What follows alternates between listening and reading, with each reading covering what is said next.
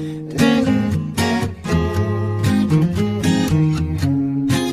don't we keep it simple?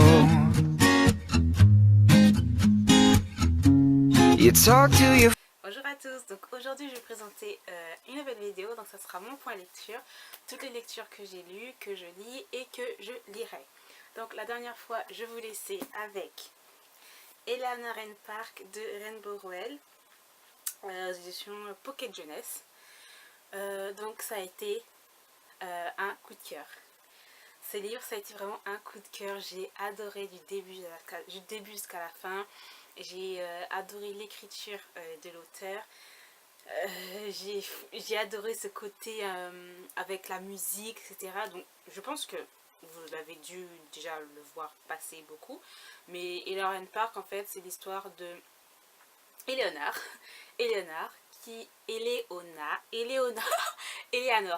voilà. Donc c'est l'histoire de Eleanor qui est rousse, qui est grosse, qui s'habille que dans des friperies et elle vient d'emménager. Et de Park qui est métissé, donc asiatique, coréen, à moitié américain. Et voilà. Et donc, ce qui va les unir, en fait, ce qui va les rassembler, parce qu'au début, en fait, ils sont hostiles l'un vers l'autre, quoi. Enfin, ils ne vont pas devenir les meilleurs amis du monde, mais ce qui va les rapprocher, en fait, c'est la musique et les comics. Donc voilà, et à part ça, il va y avoir une histoire, mais ce roman, il est vraiment magnifique. Franchement, je me suis vraiment attachée aux deux personnages. C'est vrai que Eleanor, Eleanor, franchement, pour vous dire la vérité, j'ai eu du mal avec son caractère, vraiment du mal, parce qu'elle est pas vraiment sympa ni douce. Elle est très, comment dire, très ironique comme fille, un peu sombre. Mais voilà, il y a des choses qui font qu'elle est devenue comme ça, quoi. Et c'est ça qui... Enfin, franchement, je trouve que ce roman, il est vraiment profond. C'est vraiment un coup de cœur, vraiment le lire pour vraiment se rendre compte et tout, parce que franchement, j'ai vraiment eu du... Comment dire? Ça m'a vraiment fait chaud au cœur. J'avais pas les larmes... Enfin, voilà, j'avais quand même les yeux qui étaient un petit peu embués, etc. Et j'ai vraiment ressenti tout ce que les personnages... Enfin, j'ai ressenti ce qu'ils ressentaient et j'étais avec eux, quoi. Donc quand je suis comme ça c'est à dire que franchement le roman il est vraiment voilà, enfin, pour moi c'est un coup de cœur. Donc essayez de le lire si ça vous dit. Mais en tout cas moi j'ai adoré. Pour vous dire que moi tellement que j'ai adoré je me suis prévu de m'acheter la version originale anglaise, hardback. Avec l'édition, en fait, ça c'est une édition collector où il y a carrément les dessins faits sur les deux pages là, sur Eleanor Park dans le bus, etc. Et voilà, tellement que j'ai adoré, il me le faut, donc je vais me le commander à partir de juillet. Et j'ai vraiment hâte de l'avoir dans les mains. Donc voilà.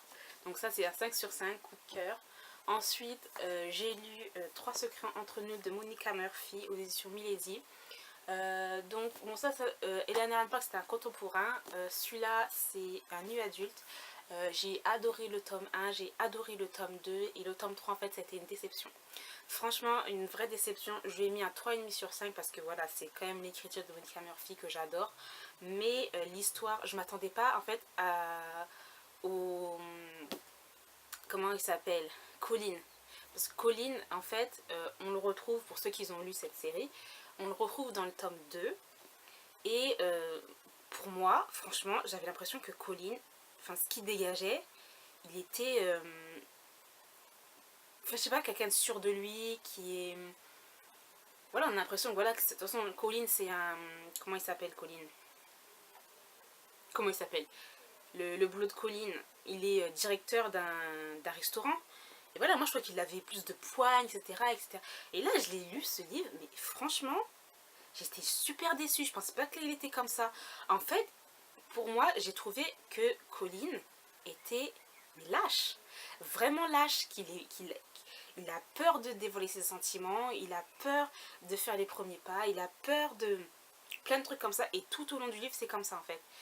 Avec l'autre héroïne qui s'appelle Jen, qui est la meilleure amie des héros du premier deuxième tome. Voilà, en fait, c'est que Jen et Colin se connaissent depuis longtemps. Colin, c'est le meilleur ami du frère de Jen qui est mort à l'armée. Et voilà, en fait, ce qui s'est passé, c'est qu'en fait, normalement, Colin devait partir à l'armée avec le frère de Jen, mais en fin de compte, il a laissé tomber et le frère de Jen est décédé là-bas. Et après, il est en mode culpabilise, enfin voilà, il culpabilise à mort par rapport à ça, et il a promis à son frère, au frère de Jen, de la protéger, etc. Mais tu vois, voilà, on sent qu'il y a une attirance entre deux, etc. Jen, elle veut faire toujours le premier pas, mais à chaque fois, c'est Colin qui la rejette, il vient, il veut... Moi, ça m'a vraiment énervé, parce que je pensais pas du tout qu'il était comme ça, en fait, Colin, et moi, pour moi, c'est vraiment un personnage qui est lâche, voilà, qui... C'est pas gentil ou sympa ce que je dis, mais c'est franchement mon ressenti, et comme héros, franchement, je le pensais un peu plus alpha, quoi, un peu plus... et là, pas du tout, quoi, donc vraiment déçu. Mais j'ai hâte de lire le 4e tome qui sera sur le frère de... sur le petit frère de l'héroïne du tome 1.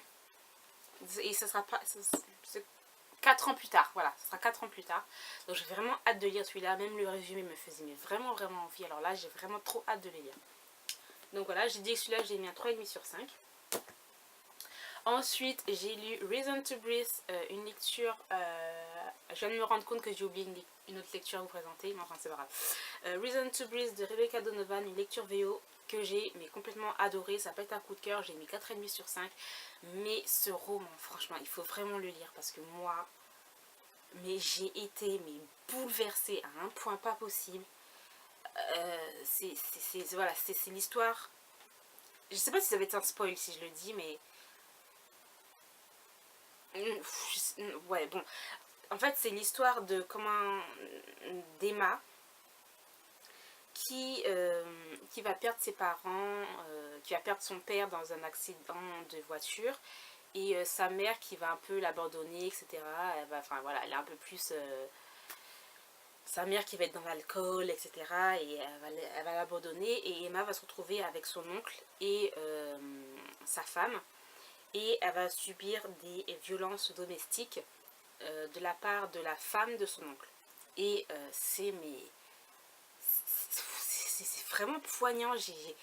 J'étais complètement vraiment bouleversée par ce livre parce que il est dur, enfin c'est vraiment intense, et les scènes qui se passent quand Emma reçoit ces violences, mais ça m'a vraiment, même quand j'y repense, je suis voilà, ça montait, je me suis dit mais comment on peut faire ça, et ça existe vraiment, ça existe, bah oui, ça existe dans la vie de tous les jours, ce genre de choses horribles, et vraiment ça j'arrive même pas à trouver mes mots, voilà, tellement que il est vraiment magnifique, et la fin, je me suis dit mais heureusement que je le lis en VO, heureusement que je l'ai lu en VO, parce que je lirai le 2e tome et le 3e tome en VO, parce qu'il est vraiment incroyable, ce roman.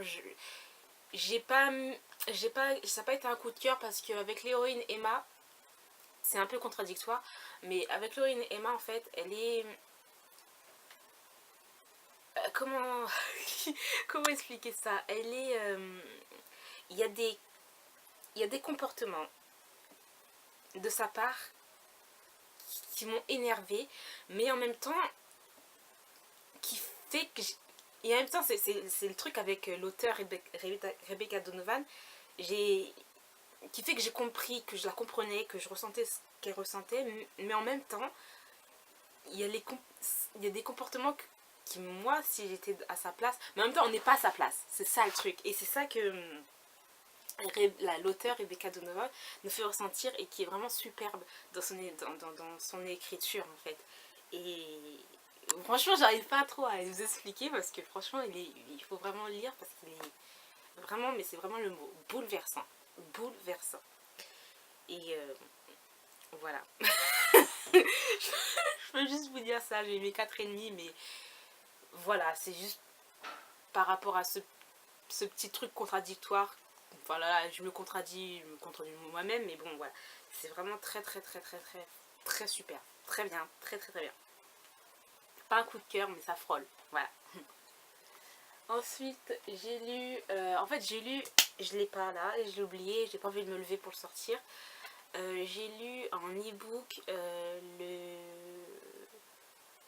le faux journal d'une vraie romantique, ou le faux journal d'une romantique de Emma Green aux éditions Addictive.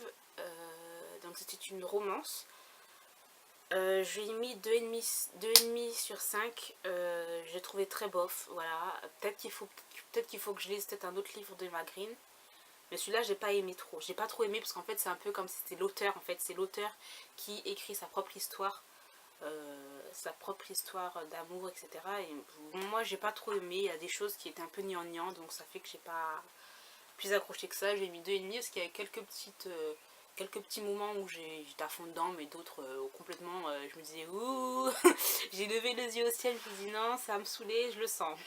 Donc voilà. Ensuite, j'ai fini enfin Outlander.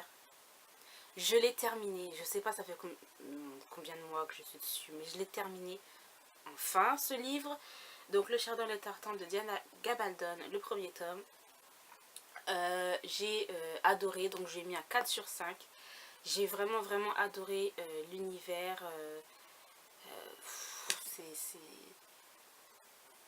Je sais pas encore comment l'expliquer, mais je me suis attachée aux deux personnages, à Jamie, surtout à Jamie, et à comment elle s'appelle, à Claire.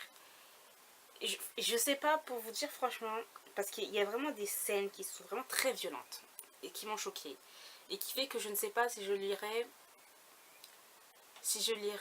la suite.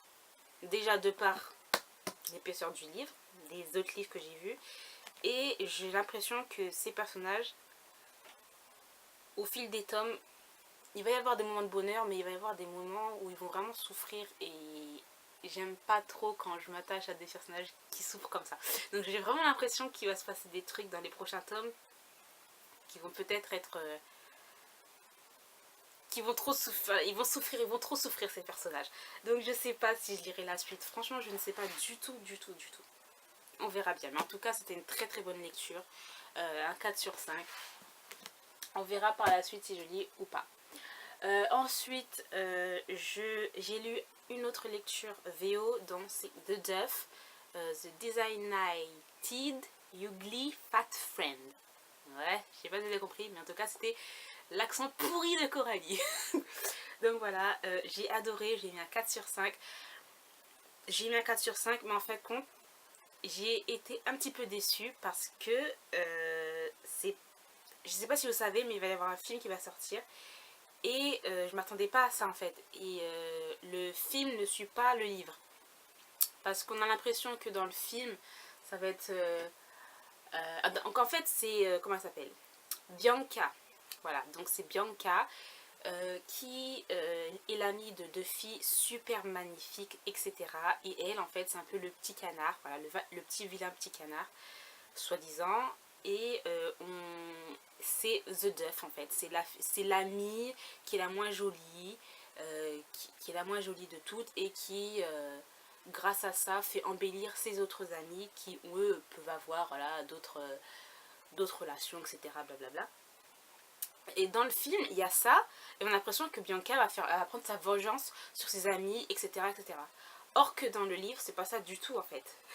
Ses meilleurs amis, ils savent même pas c'est quoi, ils savent même pas ce que ça veut, ils savent même pas ce que ça veut dire de Duff.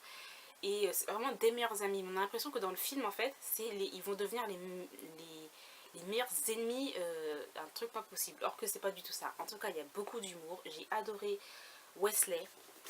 Wesley, mais le gars, il est vraiment... Il a des phrases qui nous sortent. C'est juste qu'il a juste... franchement, c'est trop marrant. Euh, je sais pas si... En tout cas, je l'ai lu, mais c'était vraiment facile. Donc, pourquoi pas lire ça en première lecture VO. Enfin, je sais pas, j'ai trouvé assez facile à lire. Je l'ai lu assez rapidement aussi. Donc voilà, c'est vraiment très marrant. Ensuite, normalement, j'avais dit que je devais les lire, mais je ne l'ai pas encore commencé. Enfin, je l'ai commencé, mais en fait, je voulais le relire du début. Donc, c'est Pound de d'Aimé Carter. Normalement, que je lisais avec les lectures d'Officioup, en lecture commune, il faudra que je la contacte en fait pour voir si on peut reprendre la lecture. Donc voilà, et ce que je suis en train de lire, donc c'est Kileana, le tome 2, La Reine sans couronne de Sarah J. Maas. Coup de cœur pour le premier tome. Celui-là, là, ce que je suis en train de lire, j'aime beaucoup. De ce que je suis en train de lire, j'aime beaucoup. Donc voilà, et après mes autres lectures, je sais pas, de toute façon j'ai ma pile à lire du mois de juin, donc qui fait que je peux me choisir d'autres lectures, voilà. Donc je sais pas, peut-être une bitlit, peut-être Les Cavaliers de l'Apocalypse, le tome 2 de Larry Sion que je lirai après.